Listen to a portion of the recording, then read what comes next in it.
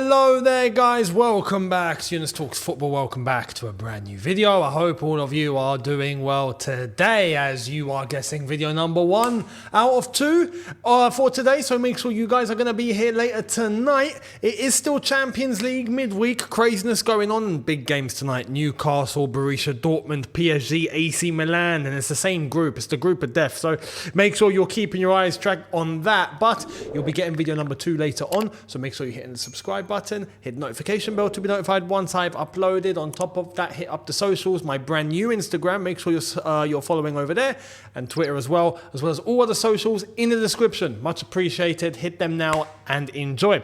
Let's get cracking, because we have a few developments to crack off video number 1 for today, and then we'll see what happens up until later tonight, and I will address my thoughts on all of that in video number 2. But to start off with, big news in relation to the stadium at Stamford Bridge and the implications and how is this all going to happen. Well, today we've had the controlling body of this whole situation, the Chelsea pitch owners, coming out and clarifying the situation. So let's get into it. Here's the latest from the CPO.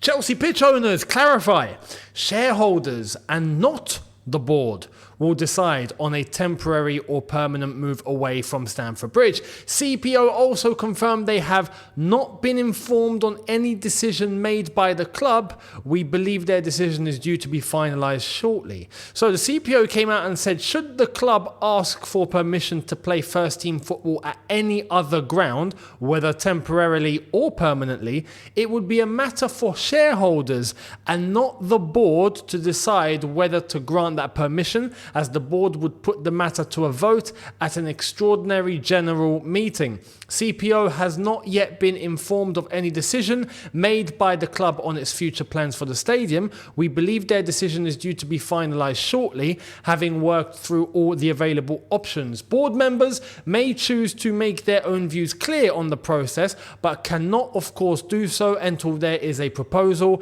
and its detail can be properly considered. So this is key, because many people believe that it's just the board at the club that will, come to a conclusion and that's it. Whereas in reality, no. It's the shareholders, and it's all shareholders that have a part to play. So that's including the ownership in place at the moment, but not everyone on the board. So anyone appointed to the board by the owners don't have a say in this. They can maybe give their view, but they haven't got a yes or no ability to put a decision forward. The CPO have the influence when it comes to the stadium because they are the Chelsea pitch owners.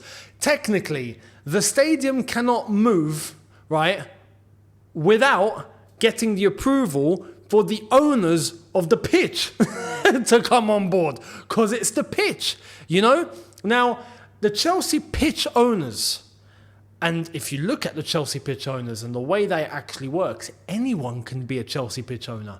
And Chelsea have had a long-standing tradition where managers and players who have been a part of Chelsea Football Club are given a share of the pitch. So they are given a share at the CPO, which means that all of them become Chelsea pitch owners. So we're talking all sorts of previous managers are still currently Chelsea pitch owners, Mourinho included, if we're talking about managers that have come and gone.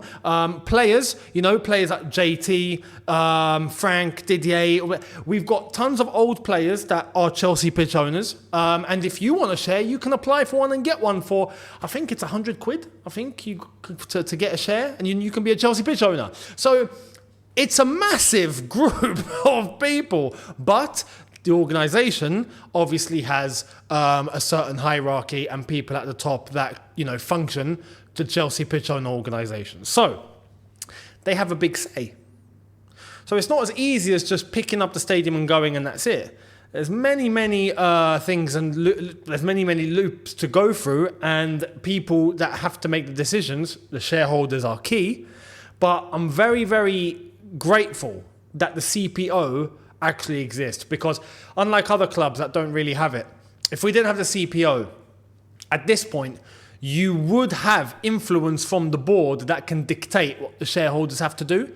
But the CPO are a key, I don't want to say obstruction, but they have best interests of, I would say, two things: the future of the stadium in and of itself, right? And not just thinking on a purely financial level, but for the people that are working at the stadium, the team, the club, the future, the direction of the stadium, as well as the supporters that come to the stadium and have the experience at the stadium.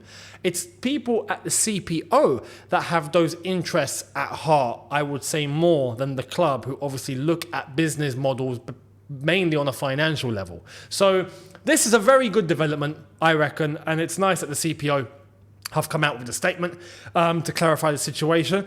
And apparently a decision is due very soon, or very shortly. So we'll see what's going to be said. Let me know where you think this direction should go. Do you think that we should move permanently, or do you think we should move temporarily and rebuild at the bridge? Obviously, there's many things to take into consideration in relation to the space at Stamford Bridge, the new acquired land next to the bridge from the Stoll Foundation, or whether we move to a completely new location. Is that even possible? Because Earls Court would be good, but there's a development plan in place over there, so we need to stop that, which is, you know, out of our hands. So many things to consider. Let me know what you think would be best. Thank you very much. Now, let's bring our attention to on-the-field matters, right, and the football team. And we're going to start off with what we addressed very recently in relation to Bastoni. Fabrizio Romano has given his piece. Here we go. I'd say recent rumours linking Chelsea with Alessandro Bastoni are quite premature. I'm not aware of any contact with the Inter Milan defender, though of course it's easy to mention interest for one of the most talented left-footed centre-backs in Europe. Bastoni recently signed a new deal at Inter, and as far as I'm aware, there's nothing else happening at this stage. This is a very interesting bit of info. Why? Because there's two things that we can take from this. One, there isn't a legit move being made for Bastoni yet. Anyway, if there is interest, there's interest, but that's all it is at the moment. And even then, Fabrizio knows nothing about it. So chances are this could have been a rumor made up. It could be very light interest that maybe Chelsea are looking at, but haven't really even thought of yet. And two, he's a left-footed centre-back. Now we know this, but the implications it does for the defenders that we currently have at Chelsea, when you're looking at Badiashile, Levi Colwill, if we were to stick him at centre-back in his actual position, he's a left-footed centre-back. So there's that. But Badiashile is another one. We were looking at this player potentially being a replacement for Thiago Silva, right? Who is more functioning on the right-hand side, right? Disasi can come in and play either left or right. So when you're thinking of the left-hand side, where Bastoni does play, we're actually well covered. It's the right-hand side where we might be thinking why, because Chalobah's going to be on his way out. Thiago Silva not going to be here for very long. We've got Disasi who can obviously shift to that role. But aside from that, who else have we got? Fofana is injury prone. And now people would say Fofana, but I'm worried about Fofana. I think we've had two big injuries in Fofana in his first stint at Chelsea, basically. You know, he's come to the club injured. Boom. Plays for a bit. Boom. Injured again. Still out. So we have to raise the question. Do we need a right centre-back more than we do a left centre-back, I would argue. And if that's the case, is Bastoni the right profile to look at? Now, I personally think that you can make the argument that a left-sided centre-back can play on the right-hand side of a centre-back pairing, and a right-side centre-back can play on the left-hand side of a centre-back pairing, because you're still a central defender. The job is still the same. The only difference is the foot that you play with is going to be on the other side. But that shouldn't be make or break. However, the very good defenders are able to do both of those jobs, not a problem. And realistically, like I said, I think there's room to be able to have someone that can do both, right? In today's game, where tactically, things have become so specific, right?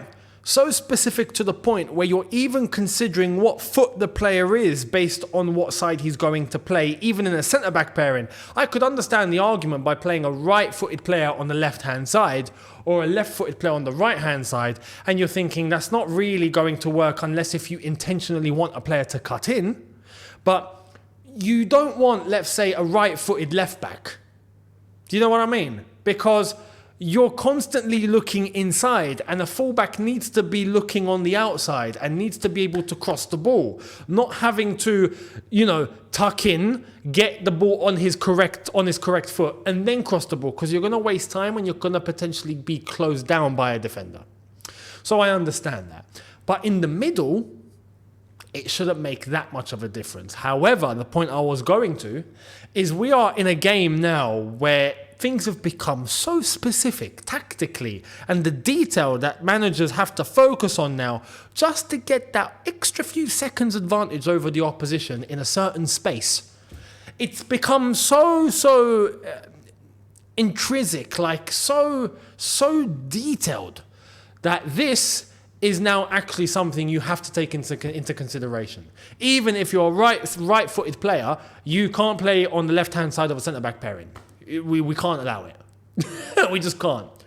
Another reason would be, and this wasn't a problem when John Terry was in the team, because he could use both feet, but if you're looking to get your centre-back to send the ball cross-diagonally to the other side of the pitch with a player making a run, on, let's say, your left centre-back's going to send the ball across to the right winger, well, that's best done with a left-footed cross, not a right-footed cross. Do you know what I mean? Because it's coming across, not having to tuck the ball in and then hit the ball straight. Because again, you're losing a couple of seconds, not just for yourself, but for the player making a run. It's these little details that make differences in the modern game. It just does. So you have to think of it. Which is why now, as much as I think Bastoni would be a fantastic player to have, and even in the last video that I spoke about Bastoni, I was like, I'll take Bastoni as a Thiago Silva replacement. But is it going to happen when he is a left-footed player? Personally, I think he's capable of it. I think he's one of the players that you can play in either side of a centre-back pairing. But I don't think Chelsea are going to do that. Do you know what I mean? I would. I don't think Chelsea would. So that's where I think it's going. I personally think now this Bastoni link that we've prematurely heard about probably isn't going to happen. So let me know your thoughts. Unless if you think it's going to happen, or if you would take Bastoni, you wouldn't take Bastoni, let me know down below. Much appreciated. I'd love to hear your thoughts on that. Before we wrap up, quick elaboration on what has happened with Tonali. Here we go. Sandro Tonali's ban from football is imminent. It's a 10-month suspension from playing, plus an additional 8 months of participation in a gambling rehab plan, reports Gazzetta dello Sport. We've got Fabrizio saying Sandro Tonali will be banned for 10 months. Sources confirm final indications, waiting on a statement. He won't be able to play for 10 months due to a gambling addiction scandal. There will be an additional months of participation in a gambling rehab plan, same as Nicoli Fagioli. I wish them the best in this rehab plan, and I hope they can get over their addictions. But in terms of the complications for Newcastle, he will be banned, but not tonight. So this is still going through all the necessary procedure that it needs to go through before being finalised and announced. Up until that point, Tonali can still play. And tonight, they play against Borussia Dortmund.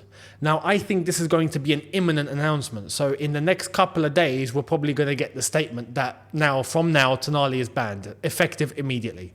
So I reckon tonight could be Tonali's final game for Newcastle this season. So if you want to see how he plays, make sure you're tuned in to Newcastle versus Borussia Dortmund. And I genuinely hope Newcastle win. Come on the tune, because it will be fantastic to see them get through the group and into the knockout stage. That would be class for Newcastle. And for all of us that watch Newcastle on a week-in, week-out basis, because we watch Premier League football. And we're well tuned in to what Newcastle are about here in England. I'd love to see them go far in Europe. So yeah, I'm looking forward to that game, and I hope Tonali has an absolute blinder today and plays fantastic. So before he calls it a day for the season, You get to see him one last time tonight, so make sure you're watching that. And later on tonight, I will be giving you my thoughts on the latest that happens from now up until then. So make sure you're here for video number 2. And to be here for video number 2, you have to make sure that you're hitting the subscribe button. So hit the subscribe button now, hit the notification bell to be notified once I've uploaded. Smash the like button if you've enjoyed this. And I will see all of you